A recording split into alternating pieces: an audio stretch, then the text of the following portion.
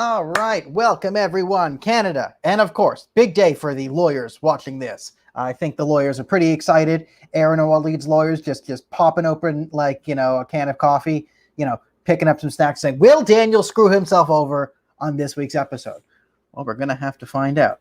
So, lots to go over. I'm declaring COVID over. Now, are the politicians going to agree with me that COVID is over? Probably not, but I'm officially declaring COVID is over. It's officially over. You could say vaccination rates, but if we're opening up vigils, if Jason Kenney's dining on a rooftop, if all these things are going to be like, it's over. It's done. It's time to go full Texas. And if it's not done, then I'm invading the country and we're turning this into Florida 2.0. Like, if they pass any more restrictions, I'm actively encouraging a mob to form around me, and we're going to declare Ontario, Florida. That's our plan. If this doesn't just end right now.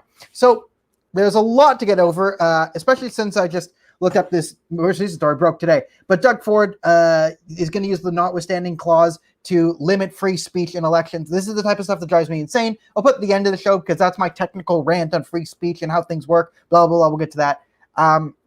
We have Jason Kenney being a total hypocrite, eating at his friggin' Sky restaurant while closing everything else. It's over. COVID's over. I can't believe Kenney was so feckless in Alberta. It's absolutely over. The fact that we're opening up the vigil, which is good. I think that's the right call. COVID's over. Then I want to focus on sort of the terrorist attack and tragedy in London, and then juxtapose that to how other tragedies and terrorist attacks in this country have been treated that do not fit the narrative. So I think it's a valuable exercise to go over that because there's a lot of people within the establishment who are really abusing this tragedy and sort of grandstanding on the bodies of the slain, and that's not good. There's Hunter Biden has dropped an N-bomb. What does this mean for the world? What does the world need to do now that Hunter Biden has said the N-word? Also, Michelle Rempel is officially an agent of the left. Like, Michelle Rempel's out of the Conservative Party. She's out. I'm deporting her. I'm deporting her with my mind. I'm inarticulate. It's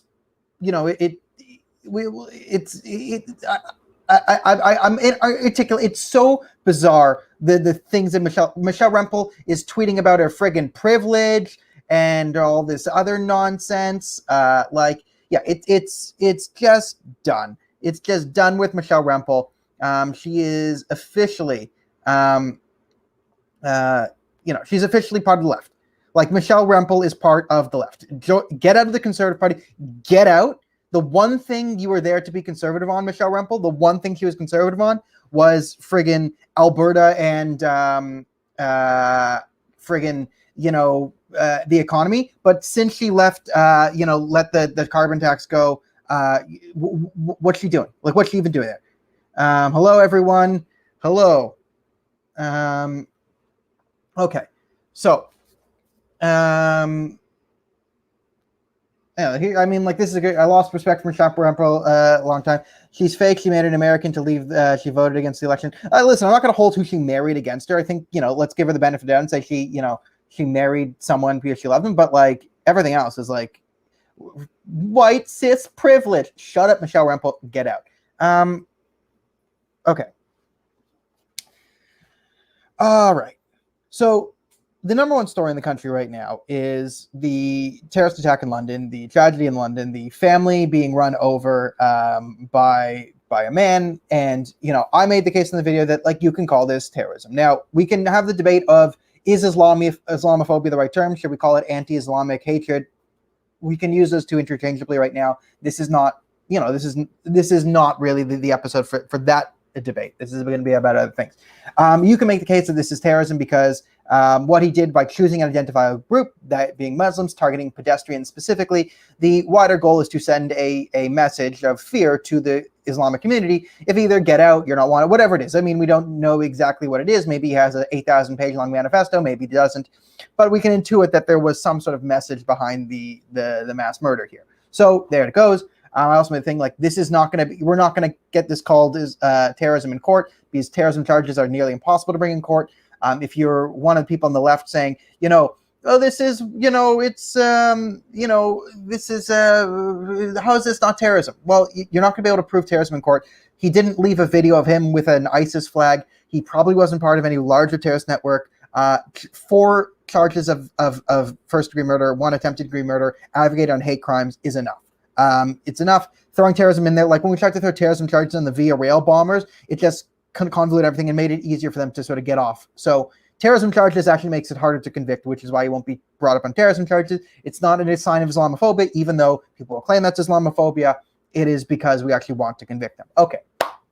Now, we have an attack here that the media is sort of, except for the people taking advantage of it, in the most part, this is the appropriate response to a mass murder attack or a terrorist attack, or whatever you want to call it. Okay? The appropriate response is, who is the victim? The people who got run over. Who's the biggest victim? It's the 9-year-old boy in hospital who just lost his family. That's the victim. That's the victim of this crime. The victim of this crime is not the white community. Now let's juxtapose this to the Danforth shooting. The Danforth shooting is most likely an Islamic terrorist attack that was covered up. And we had the entire establishment lie to us consequentially about everything, in the sense that we still don't even want to admit the real motivation. We just blamed it all on mental illness. So I've remained consistent on this the entire way forward. Okay? Mental illness is not an excuse for evil.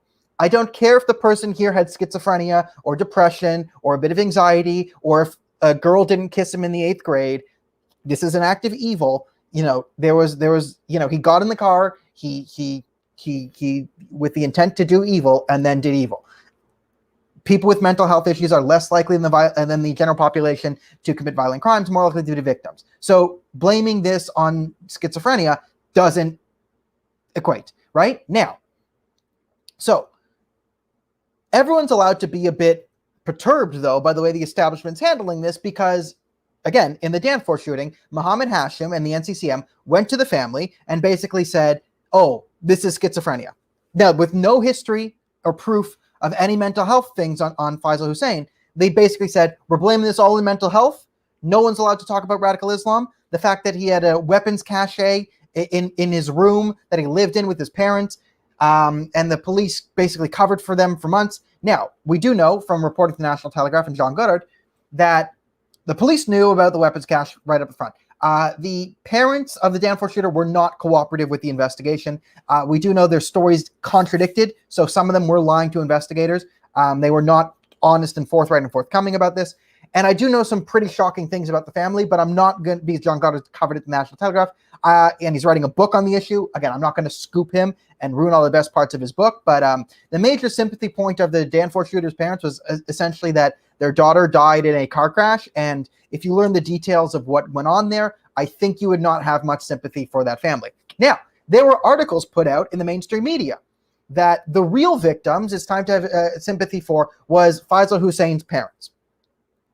All right, now, let's juxtapose that and pretend that I had made this case, or someone else had made this case right now. If we were saying, well, the real victim here, let's not, guys, whoever did this, Veltman or whatever, his family. Guys, let's think of the family of the attacker right now and how how people might be saying mean things about their son. Let's try not to be mean to the family of the attacker. That's the real victim here. How deranged a take is that? If I went on the CBC and started to make the case that the real victim was the family of the guy who ran over the innocent family, people would freak out. And if you're wondering who's writing the book, John Goddard, who wrote the articles in the National Telegraph. He's working on an entire book on the thing. All right, so people would freak out if I said that. Now, it gets even more depraved on the logic that people use and the Danforth shooting logic. Whenever there's an Islamic terrorist attack, the next week there is, it's sort of a countdown. Within the first 48 hours, you're going to hear a story of community concerned about the backlash. We must be concerned about the backlash, right? So when the Danforth shooting happened, we were very concerned about the backlash against the Muslim community. Again, how depraved a take would this be if I, as the representative of the National Council of Canadian White People, went on TV and said, on behalf of the white community, what we're thinking right now is we're really afraid of a backlash against the whites right now. So we really want to sort of advise everyone, and the media going on, yes, guys, the real victims are the white people here. Please don't, if after a white person ran over a bunch of Muslims, the next day the media was like, well, guys, it might have been a one person. It doesn't, don't be mean to white people. White people are the real victims here. White people are the most, are suffering because of this. Who would take that take seriously, right? I would be rightfully ridiculed and berated out of popular society for having that take, because it is depraved on a lot of levels. One, it's devoid from reality. It's an absolutely insane take that the real victims of the Danforth shooting were the Danforth shooter's parents and the Muslim community. No, the victims were the people he killed. Faisal Hussein was shooting the move, and then when the teenage girl he hit her first. She was shot, injured, lying prone on the ground. While she was lying prone on the ground, he went over her, reloaded his entire gun, stood over her while lying prone and injured, and entered the entire clip into her. Okay, and then we were just, it's a schizoaffective depression. That's evil. That's evil, okay? So if I were to then say, okay, the real victim are not the victims. It's intellectually bunk. It's intellectually nonsensical. We do it every time something doesn't fit the narrative, but we do it every time. It's nonsensical. But it's also depraved in the sense that it's immoral, because what it does is, let's flip it around, right? If I'm representing the National Council of Canadian White People, and I'm going on TV right now, and I'm saying, let's think of the whites, and we're afraid of the backlash. What you are saying is, the Muslim community, which has just been targeted with a hate crime, a pretty vicious hate crime, right? And is quite understandably in a sort of, raw emotional state. Understandably. I then turn on them and say, well, the real worry we have is them being mean right now. Remember, they've just been victimized. They haven't done anything. The Muslim community just got, a car driven through it. They're not the aggressor here. This was, I said, it'd be one thing if this was like a Hezbollah Tahrir rally, and it's the head of Hezbollah Tahrir, and he's going and doing the Hezbollah Tahrir things like, listen, we're going to overtake Canada. We're going to institute Sharia law. Death to the Jews, death to the Christians, death to the Hindus, death to everyone I don't like, death, death, death, boom. Okay, that's one thing. This is not that. This is a family, right? And to say that, we're really worried about the backlash from the Muslims here, because you're saying at the time, again, when you say the backlash and the Danforth shooting, it's just the Canadian community that just got ripped apart, didn't do anything by a terrorist. And then we're saying, well, the real worry is that people will be angry about the terrorists, right? We're then going to the victims of the crime and saying, we're really worried about you acting about this, so you have to be on your best behavior. It's insane. It's absolutely insane. Okay, so that's the sort of the core of the hypocrisy we have here. Okay, so we have the Danforth shooting, which was covered poorly, and the London terrorist attack, which is covered well. Now, I've done this to illustrate that you can feel upset and shake your head at the media right now, but it doesn't give you sort of, let's say, carte blanche. It doesn't. This is not the time to take this out on the Muslim community. Now, we can complain about the media, but this is not the time to make the argument of, why do they get it, and we don't. So, let me phrase this better. You can understand how someone can make the argument of why they get it and we don't. But the real thing is, this is how events like this should be treated, okay? So I'm not a religious man, but I do believe you should be doing the right thing. It is right when a community is victimized by attacks to say, we can identify the type of hatred this was. You could say Islamophobia, anti-Muslim bigotry. We can worry about the semantics of the wording. I think anti-Muslim bigotry is better, but this isn't the time to be worried about semantics. This is the perpetrator. The guy in the car is the villain. The victim is the family. The wider community is also allowed to be grieving. This is how it should properly be done. Anyone who tries to pretend that this is, not, the actual case, that, the real victim is the people or the perpetrators, this is morally depraved. This is how it should be treated. Now, the way you do that is if you say, well, they're not going to do it if the roles are reversed, so I'm just going to act like a dick now and not go down the path. Well, what we really want is every event to be treated like this event. Every horrific event should be treated like this one. And if they're all treated the same with the same moral clarity, then there'd be a lot less division, right? And this goes back to what I said before. So let's pull it back now and say, I don't want to be getting into flame wars with, the different community at a time like this. Okay? We don't need, we don't need it. But this is a two-way street, okay? It is a two-way street. It is incumbent upon, let's say, us on the community, especially me, who's being sued by all these different Islamist organizations, who's in a legal battle with the Muslim Brotherhood, who's in a legal battle with Aaron O'Toole. You can donate below if you want to help protect free speech. This isn't really the time to go on and, let's say, dunk on the Muslims, all right? And this needs to be a two-way street, okay? This needs to be a two-way street where we cannot make political points right now, and the best thing to do is come together and say, the family is the victim, the community is in mourning, let's have their support, all right? Let's have their support. Okay. That's what should be happening, but that's a two-way street, and it's not happening from the other way, okay? You see it. In the sense that there was this imam who got up, let me get his name right. So Imam, what's his face? And that's the Michelle Rempel stuff. I have it on my phone, I guess. I saved it here. So he gets up. Dr. Munar Al-Qasim. He gets up, and I watched the whole thing. He just gets up there, he takes the podium and says, everyone's already said whatever they need to say. I can't really add. The only thing I'm going to add is what happened here in London. It's the exact same as happening in Jerusalem and in Gaza. And it's like, no, it's not, because now you're bringing me into this conversation where I have to go in now. Now I'm in the point where, as a political commentator, I have to wade in here to this funeral and dismantle these myths. Like there's no, like, you fired the first shell. We had a truce. I was happy in my little Trent. I was going to give you like the week to not do this, and then in typical Hamas fashion, started lobbing rockets of ideology. So this is the blood libel labeled against Jews by most Islamists. It's that, everything they do in Israel's so evil, and basically Israel defending itself, right? Hamas launches 4,000 rockets at Israel. Israel then launches rockets back at Hamas. This is the exact same as people deliberately targeting Muslim civilians. And it's so depraved because we were even getting the phone calls, where the idea of it is literally calling people like, hey, we need to bomb this building, okay? You're lobbying, listen, you hear the rockets, you're firing rockets at us right now? Get out, because we're going to fire rockets back. Can you please leave? We're going to give you an hour, so keep firing rockets for 15 more minutes, then end it, and then we're going to blow up your rocket supply, okay? Click. Saying this is the exact same thing.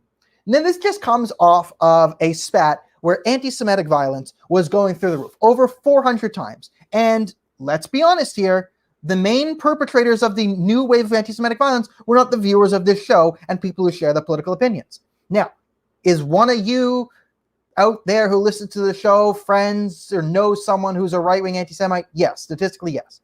The vast majority of anti-Semitic violence over the last few weeks has been from the left and the Islamists.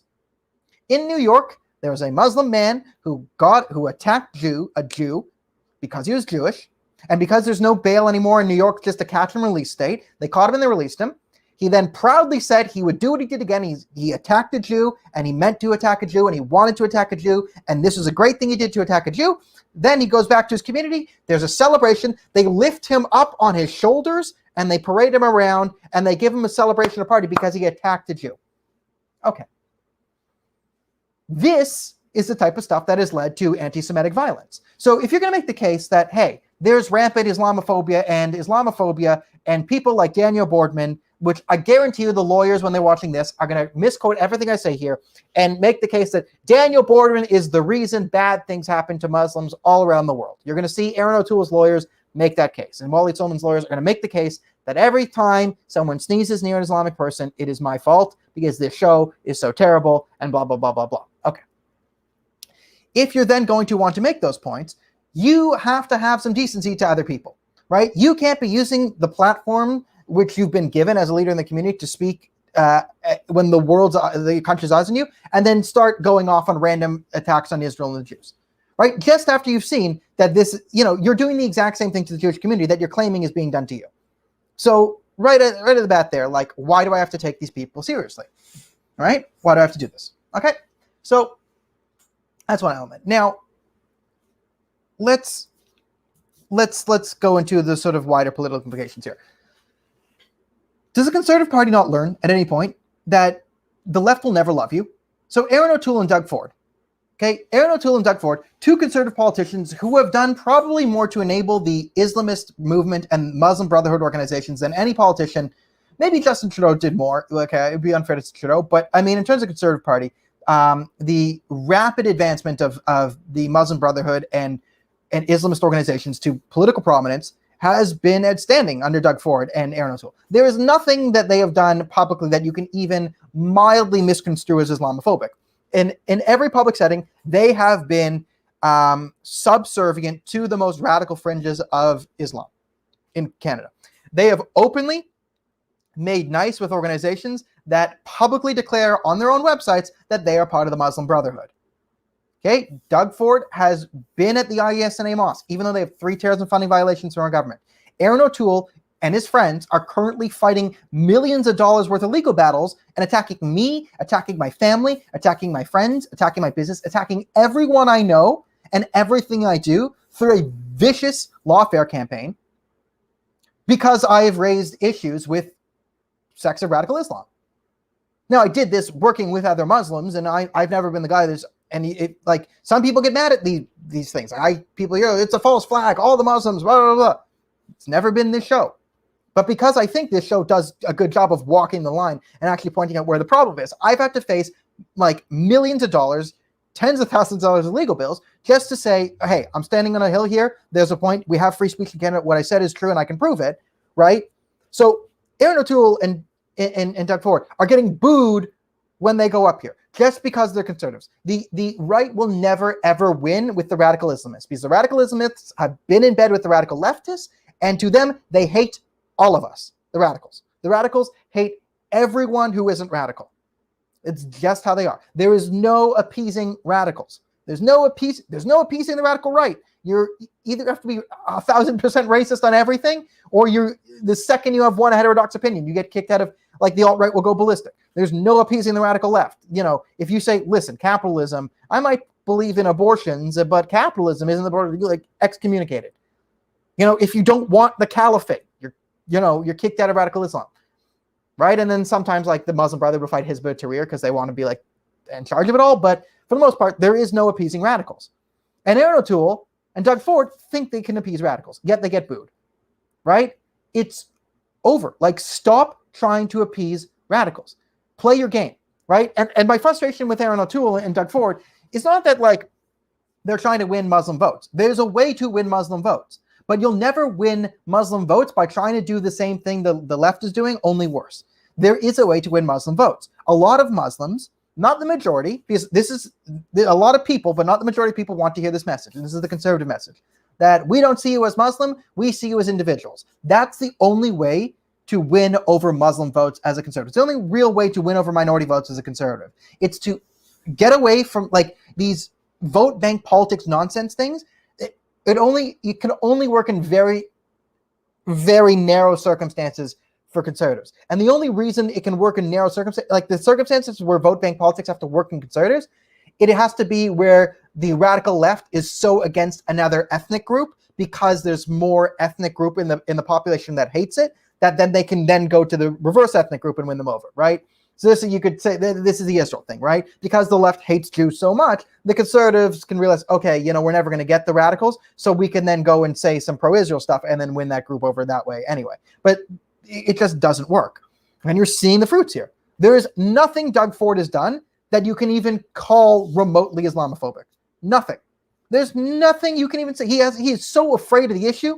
Aaron O'Toole is so afraid of the issue. Aaron O'Toole has actively gone to war with me and people within, like, security agencies and the police departments just because we bring up the issue of radical Islam.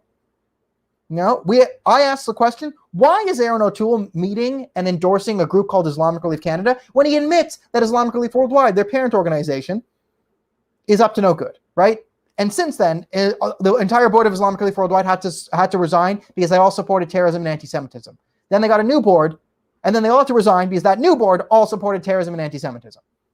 And then Aaron Toole said he investigated Islamic Relief Canada, Islamic Relief Worldwide, and he's decided that they're two completely separate organizations. Even though the founder of Islamic Relief Worldwide is also the founder of Islamic Relief Canada, he's currently the chair of the board of directors of Islamic Relief Canada, grandson of the founder of the Muslim Brotherhood, and they share multiple. They share millions of dollars a year. Millions of dollars a year go between Islamic Relief and Islamic Canada. I said, hey, why is Aaron O'Toole saying this when it's clearly an illogical thing? Like, how can you possibly claim that the organization with the same founder and same financial structures and same logo are different when they internal documents say they're not? Yet he's done the investigation. And this is Aaron O'Toole capitulating to radical Islam. It's not going to win him any votes. You see this. Like, radical Islam knows that, yes, just because Aaron O'Toole's taken them closer and closer and closer, the liberals and the NDP are already there. So why would you vote? It's nice to take the Conservatives further, and this is why you push money into the Conservative Party to get them addicted to the money. This is the problem with Doug Ford. Okay, and Aaron O'Toole. By the way, I'm going to predict it again. Doug Ford will be calling this near the end of this month. Khalid Rashid, the MPP who openly supported the Muslim Brotherhood in the Parliament of Ontario and has supported all these groups we talked about, like the ISNA and the MAC, he will be getting into cabinet this month. So we will have a pro-Muslim Brotherhood cabinet minister in the Doug Ford government, and you will see it this month.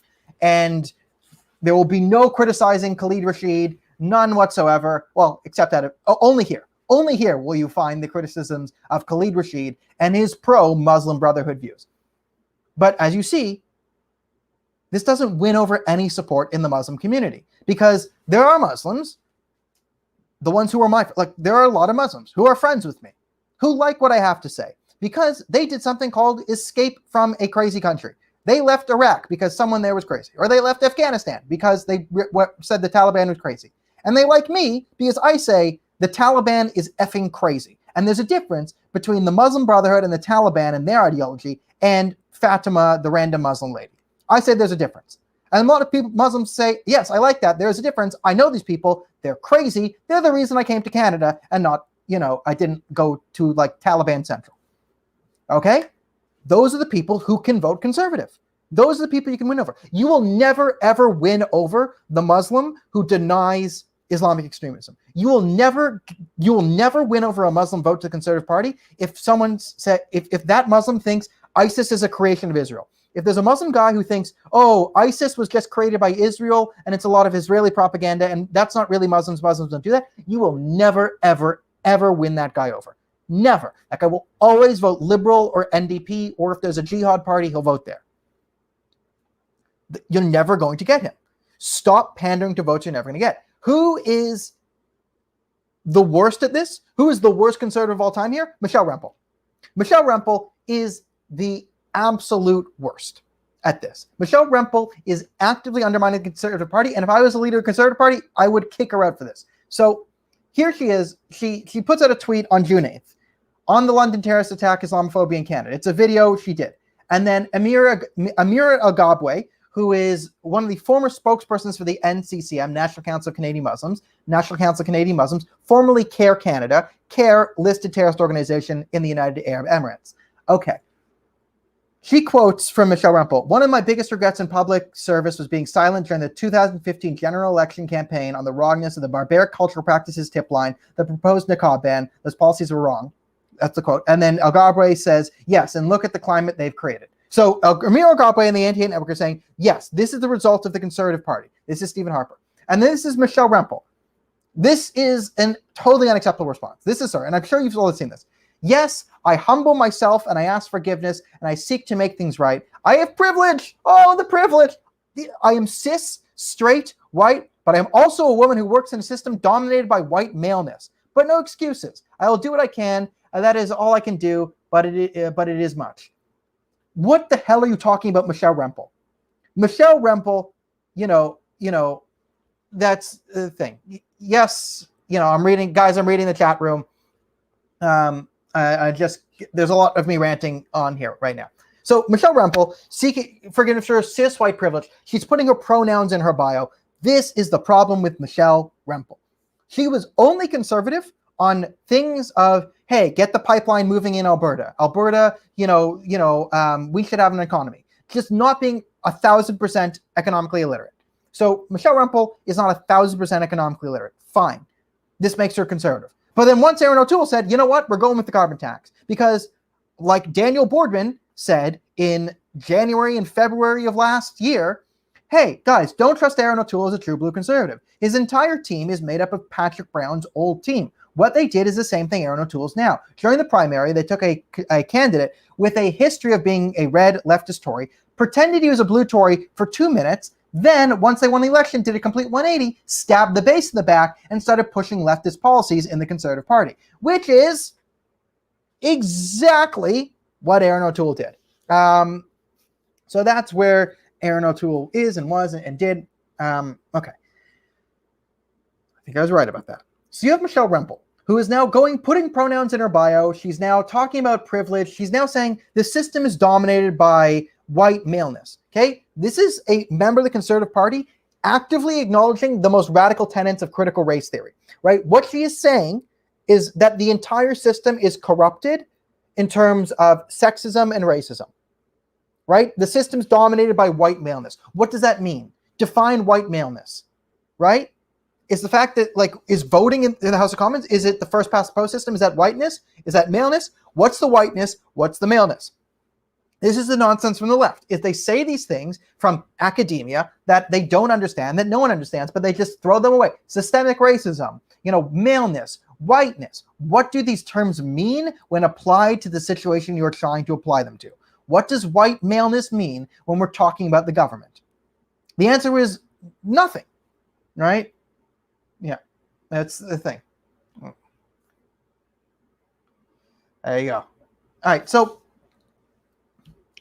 this is Michelle Rempel. She needs to be kicked out because she's actively undermining the ability of every conservative. One, Aaron O'Toole doesn't care about conservative values whatsoever, culturally or politically. Aaron O'Toole cares about being King of Canada. He's just there. He wants to be the friggin' prime minister. Aaron O'Toole doesn't care about any of this, so he's not going to kick her out. But I would kick her out. I would boot her right now. Because this is the key issue of our time. It's the sort of the critical race theory. Is the system inherently evil, or is there something of value in Western civilization? This is the core issue. Yes, Canada and America have faults, and no one's pretending our history is perfect. But the core issue is the current system inherently evil and corrupt based off things like race and sex and gender, or is there an inherent value to Western civilization despite its flaws? Michelle Rempel just came out and said, no, it's all evil. Michelle Rempel has come out and said, this is a bad country. It is a bad, racist, sexist country, and I'm trying to do better. And the reason why bad things happen is because of white men. It's ridiculous. All right. So, if you don't mind, share the thing. If you want to support us, the Patreon for the monthly thing to help me fight the O'Toole thing. If you want to donate directly to our legal fund, there's the GoFundMe in the link below. Just remember to like and share the video to let the algorithm know, blah, blah, blah, blah, blah, blah, blah. Okay. The other thing that we have to talk about here is this is another narrative they're trying to push. They're trying to blame this on Stephen Harper and the Conservatives.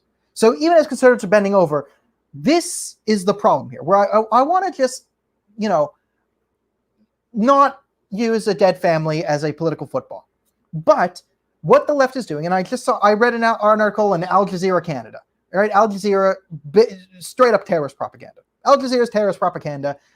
They're a Qatari state media. They used to have in their head office, there used to be an actual poster billboard of Osama bin Laden in the Al Jazeera headquarters, okay? So no one is going to take Al Jazeera less seriously than me.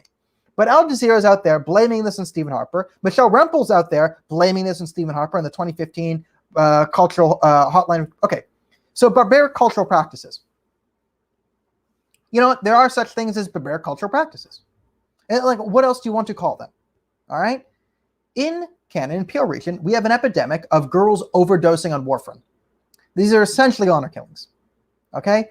So you're having teen girls at alarmingly high rates, higher than rates in Pakistan, are being forced to take a bunch of blood thinners and die, and no one's really talking about this. Now, it sucks, and the Muslim community isn't the only one who commit honor killings, and they're terrible. But We have the family that in Kingston that was driven, like the most heinous of this was the family that was just driven off the cliff, right? Around 10 years ago or so. So we have things like this happening. We have female genital mutilation. We have actual issues where, we cover the National Telegraph. There is a woman who converted to, Islam and was duped by Hezbollah Tahrir and then got in this abusive relationship with a husband who was, and they were basically beating their children into adopting radical Islamist values. Like, what do we do here? Right? So how do we stop this? Like, this is an actual serious conversation we need to have of, hey, what do we do about the amount of girls overdosing on warfarin in Peel region? Like, what do we do? And I'm not saying, burn the Korans and storm the mosques. And no, what I am saying though is, like, we need to have some sort of conversation. We need to have an honest conversation, right? We need someone from the NCCM or organizations like that to, be a bit willing to say, okay, yeah, it's not all of us, but like, let's shine some light on this and stop this. Because if one side is gonna be like, okay, these honor killings are terrible, and the other one is like, you're racist for pointing out all honor killings, how are we gonna get anywhere as a society? Like, we're not gonna get anywhere, right? Because there's problems still happening, and people are still gonna be upset when girls get honor killed, right? The niqab ban. I don't like the ban on face coverings. I think we should just ban the niqab, and the arguments are pretty sound. One, there is no like doctrinal Islam. Even Islamic doctrine is pretty clear that you can show your hands and your face. Yes, I did. OD on warfarin. Yes, warfarin. That's the problem we have right now. This is my favorite conversation. Honest conversation, Canada. Canada's such a joker. Yeah, be ready for my return to stand-up comedy as I make great jokes like that. Okay, so the argument against the niqab is, hey, it's literally dehumanizing to people who don't want to be in there. So yes, some women might want to wear the niqab, but you also have to understand there are women who are forced into the niqab. There are women who don't want to wear it, and forcing someone to have their entire face never be shown in public, because most communication is nonverbal, like the hand gesticulations and my facial expressions, like you would not, like, this is the reason why people watch these things, is you intuit a lot of how I think and feel based on what my face and hands are doing. You completely deprive that from a certain sector of our population, and you could say the enforcement of the niqab is comorbid with other radical beliefs that we want to weed out. And I think there's an argument against banning the niqab based on that.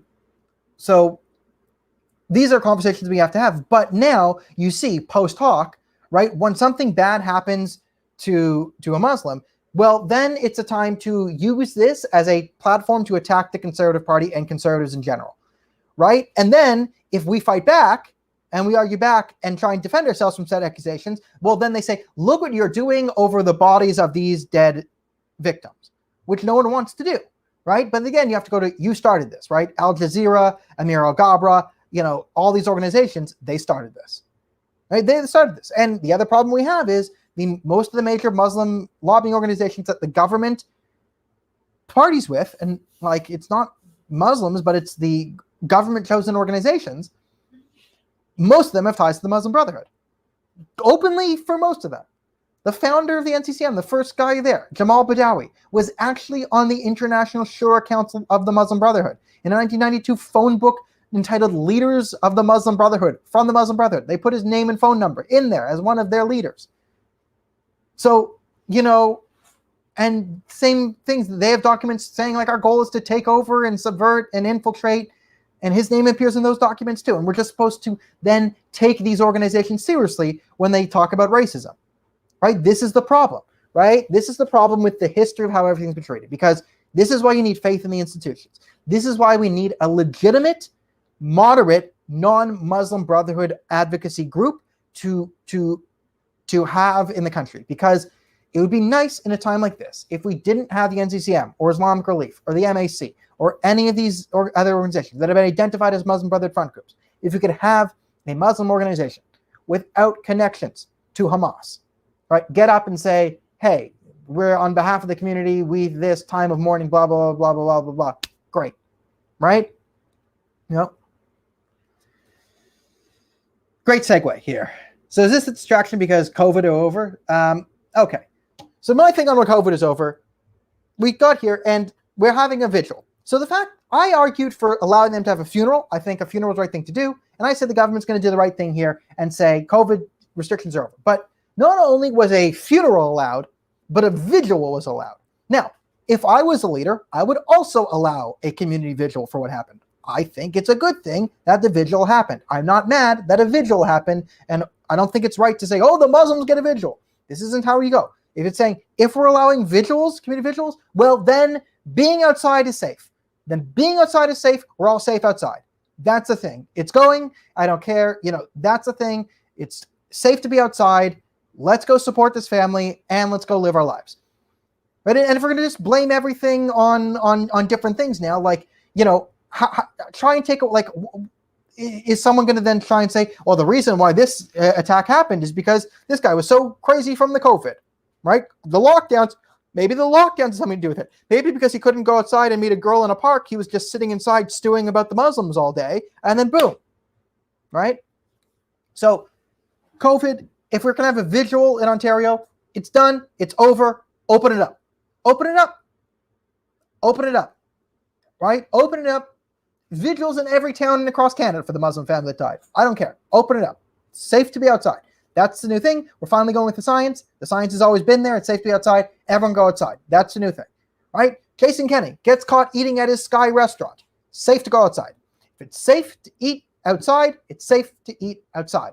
This is it. Like, how could Jason Kenney suck so much? Like, Jason Kenney could have been so based. Jason Kenney is in charge of the one cool province in our country. There's one province where I can go and I don't have to explain basic economics to the entire populace. There's only one province where I can go and be assured, maybe Saskatchewan, I'll say 1.5. We'll say 2 provinces I can go where I can go and I don't have to explain to every single person that printing money doesn't mean making the world a better place. There's 2 places we can go and have that explained to the majority of the population. Alberta and Saskatchewan. And yet, the Premier of Alberta is shutting everything down. He's the most scared of the COVID. Like, there's no Ron DeSantis in Canada. The conservative politicians are so afraid of criticism that they are completely declawed. They can't do anything. How can they keep the fear porn negative going and now that Fauci emails are out? That's the other thing. Like, they can, and it's because, like, and I've seen this, like, this is the problem with the current content dissemination. And it's one of the reasons why I do this, is I try and do a lot of things that I do, but one of the things that I try and do to make the world a better place is I try and up the quality of alternative media. I try to give nuanced, heterodox positions, one, because I actually believe in them, but 2, I want to increase the credibility of a guy ranting at the internet. Okay? Because the reason why people can still have COVID after the Fauci leaks is there's a segment of the population that is very intelligent, okay? That just gets their news. They have a subscription to the Toronto Star. And the way the Toronto Star covers the Fauci leaks, that's how they consume information around it. So even though all these articles you've read disprove in the mainstream media, there are still a large amount of people in this country who make 6-figure salaries, who are quite intelligent, who say, I like the Globe and Mail, it's my favorite paper. I like the National Post, it's my favorite paper. I like the Toronto Star, it's my favorite paper. I like the Sun. And whatever that newspaper prints, that is the truth, right? And there are a lot of people who just don't know that, that the Fauci email, I hope we're back. So I hope back. I didn't see the freeze there. Yes, Donna, it was Donna's question that got the freeze. Everyone, deport Donna. Hashtag deport Donna. Don't worry, she's been deported. Okay, so I'm not sure how much we've gone on this, but I like this. Yes, China. And this is the problem we have. Okay, so how could people still be, on the Fauci emails is because a lot of people they trust the mainstream media. And the fact that the Washington Post lied about all these different things, they're not going to know about this unless the Toronto Star, their favorite newspaper, covers it. So in order to sort of break through this, we need to up the credibility of online news sources and really diversify and and make it more normative to diversify people's portfolio. Yeah, see, Donna gets the Florida. She's now part of Florida, so big win. That's why you watch the show, right? You get deport. I deport you from Canada. You go to an even better place. Ron DeSantis land. Make America Florida. So this is the problem, right? Where we still have COVID going on here is because people, and this is the problem with the way information is aggregated these days to a lot of people, is a lot of these establishment legacy organizations still have a stranglehold over a certain boomer demographic that will just never get away from the way they consume news. And, maybe that's dying out as, there's an aging thing. As the younger news consumers come in, they're more savvy. As the older ones go out, they're less savvy. So maybe there's a timeline on this. But I do think it's indicative and imperative that we sort of up the quality of online news media. So, like and subscribe to the whatever. Click the buttons. All the buttons. Click subscribe. Click like the page. Click the bell. Okay, click all the buttons. Okay. So,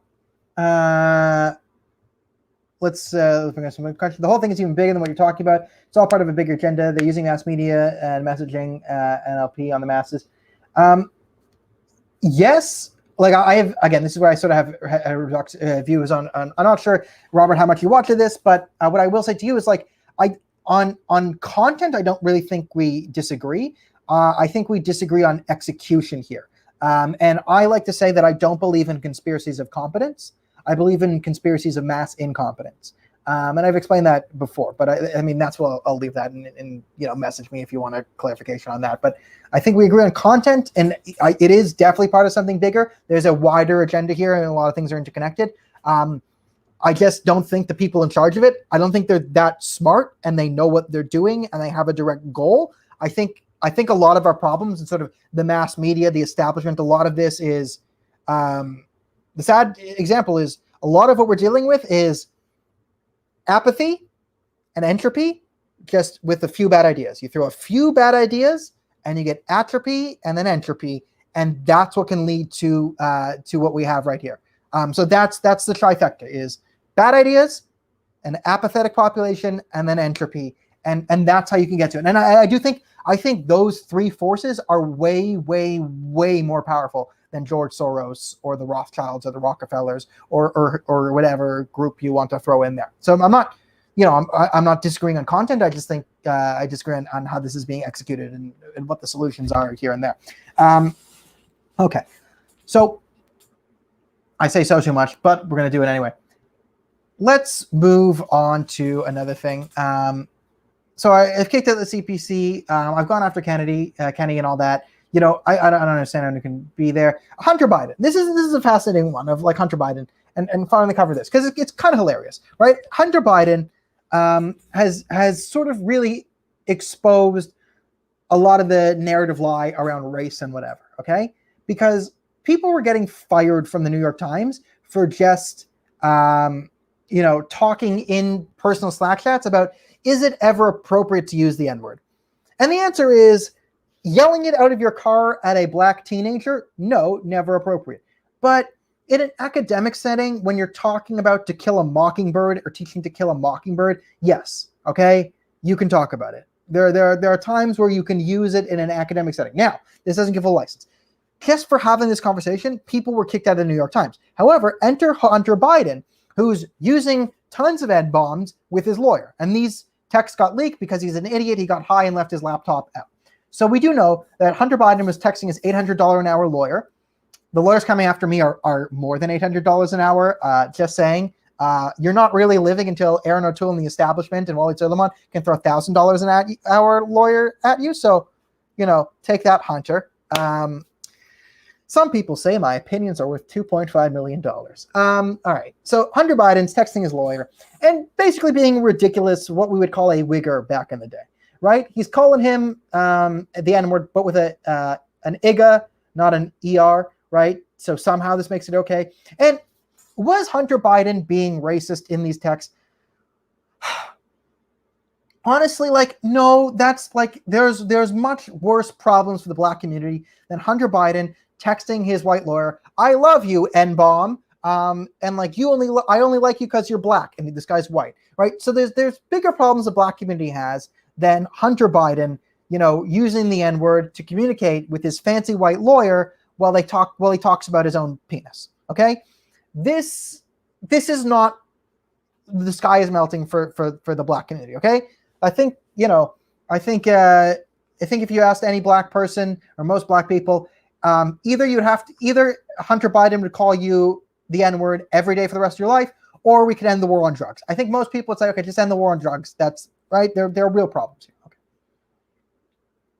So now you have the media defending Hunter Biden using this logic that, listen, guys, is it really that bad that he did this? Like, honestly, this isn't racism. Now, there's some crazy people who say the N-word. Oh no, that's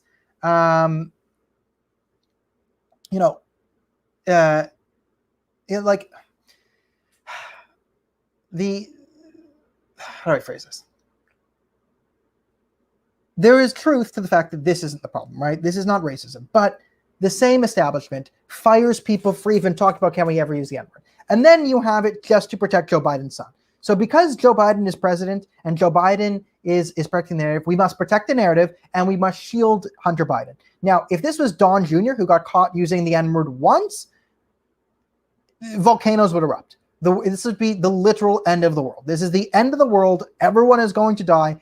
All black people are dead because Don Jr. said the N-word in a text to a lawyer. And we'd all say, like, this is bad. This is bad behavior, but, is that? Then the other funny thing I have is, like, I'm watching the media defend this nonsense. I'm watching the media defend this. And they're saying, it's just Joe's kid, Biden's kid, his troubled son, and all this. Hunter Biden's 52. Hunter Biden is 50 frigging 2. Like, is this the behavior of a 52-year-old? I'm not even 30. Getting there in a month. I'm not even 30. And no one would give me, a pass on dropping a bunch of N-bombs to my lawyer in a bunch of texts. One, not a great idea don't text your lawyers. Okay, this is great advice for everyone. Don't text your lawyers just frivolous nonsense. Only talk to your lawyers when you need to, because they charge you for that. Okay? I've had these conversations, like, I've tried to have, like, it's hard, okay? Lawyers, you text them, they're going to call that 5 minutes, they're going to bill you, like, $64. Like, okay? One, just don't text the lawyer, okay? Don't text them, okay? You're going to cost yourself way too much money. Speaking from experience, there's just sometimes you just got to not have to talk to the lawyers because they're going in circles and they just want to say their lawyer thing. Like, Daniel, are you sure you don't want to just say give up entirely? You might save more money. This is expensive. It's like, no, I'm trying to prove a point. I'm trying to save the country. Come on, guys. So I get it. Just don't do this. The other thing is, like, how friggin' dumb is this? Okay, the guy's 52, and at what point do we say this guy is not qualified? But then you can never do that because why was he on the board of Burisma? So at all points, we must protect the narrative. All points, we must protect the narrative. All right. Let's read some comments. That's the last official story. We'll go into the comments section. Almost like some part of Hunter wanted to get caught, couldn't expose spot, like maybe, or he was just really high. Can't believe that's a funny comment. Like this one, like Mr. Boy's weekly rants, Hunter is very efficient at being unintelligent. Thank you. Hunter Biden may be one of the few rare examples of actual white privilege. Yeah, and they defend it. That's a great point. That's a great point, especially it ties well together in Gold Star here, Jordan. Yes, I mean, when we're talking about white privilege and white maleness in the system, what better example of it is Hunter Biden? And the same organizations that decry white privilege will actually defend it where it actually applies. Fact check true on this one. When you consider Hunter gets his money, there's no shocker how he spends it. China. Yeah, this is the ridiculousness of this conversation. Like, that's the thing. Another very true comment from TM: lawyers are not therapists or your friends. That's true. They can, lawyers have their uses. Hunter is a white supremacist. Like, no, but Hunter's an idiot. And the same people who excuse Hunter's behavior here would crucify you if you engage in the same behavior. So a lot of this is, how are we supposed to have a functioning society when the gaslighting is so clear from one side? The gaslighting is so clear, right? So we have, and I think if I'm trying to impart a moral, if we're going to do the South Park thing, we're like, what did we learn today? And I'm going to Kyle this place up. I think if there's one thing I want to get across is So the big story in Canada, right? The hypocrisy is, if you look at the London terrorist attack versus the Danforth terrorist attack, the way the Danforth terrorist attack covered was terrible. But it doesn't mean that we should be angry when something is done the right way. It is correct that the media and the establishment has put the focus on the victims in this particular circumstance, and that is the right thing to do. So we can't do the wrong thing just because wrongs were done to us. I don't believe that, like, two wrongs make a right. Like, at some point, and I know the left will never come in, and this isn't a political point I'm making, it's more of a moral point. The moral point is, you gotta have to have the courage to do the right thing all the time. And the right thing is not attacking the Muslim community right now, because the establishment is using them to mistreat everyone else on our political side of the aisle. Like, that is the thing right now. So we'll go into more thing. What upsets me when I watch politicians talking to tribute to Muslims killed, they call it a terrorist attack, but when ISIS supporters do it, or many Canadians, they call it mental illness. I'm not sure if you were there for the beginning of it. Yes, I despise when people blame this as mental illness, and they are right to call this a terrorist attack here. But when it happens the other way, I said the Danforth terrorist attack, they called that mental illness. Mental illness is not an excuse for terrorism. People with mental health issues are more likely than the general population to be the victim of a violent crime than the perpetrator. You're less likely to commit a violent crime if you have a mental illness. Mental illness does not excuse evil.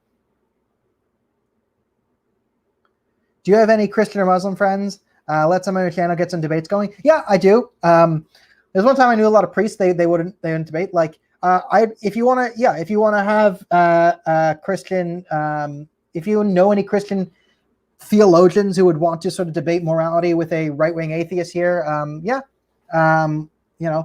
let's do that. I'd be happy to. What does Michelle have to gain by promoting critical race theory? She's lost most of her base. And the answer is, I have no idea.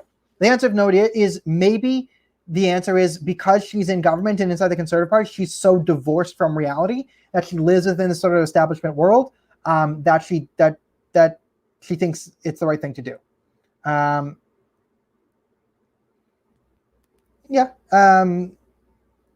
Free rights make a left.